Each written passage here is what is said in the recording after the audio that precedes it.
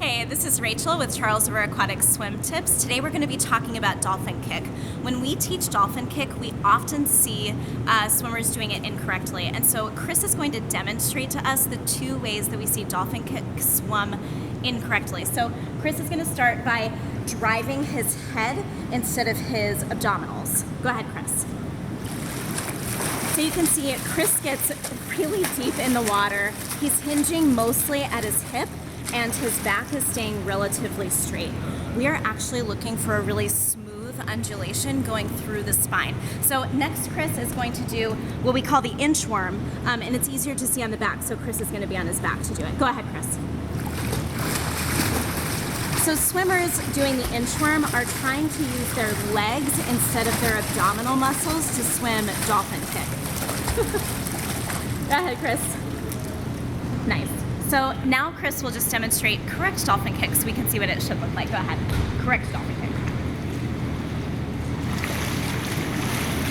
So nice smooth undulation. He's pressing with his hips, not with his chest, and his upper body, his chest and his head are staying on the surface of the water. So we can do a really easy drill at home, the same one that we do to teach dolphin kick in level 5. So Chris, you can hop up. You're going to demonstrate this drill for us.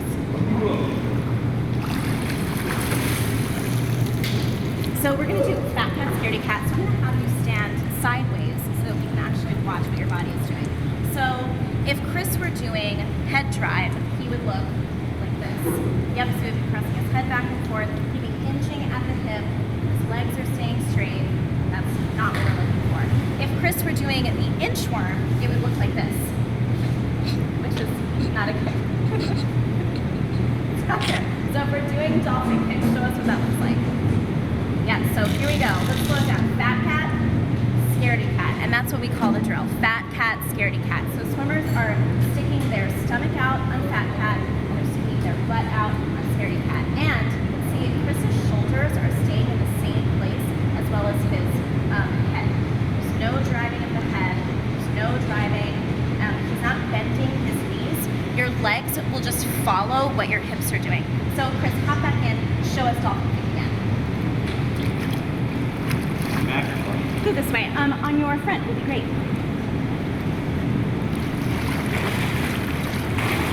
So again, his legs are following his hips and his hips are driving the movement and his spine is nice and flexible.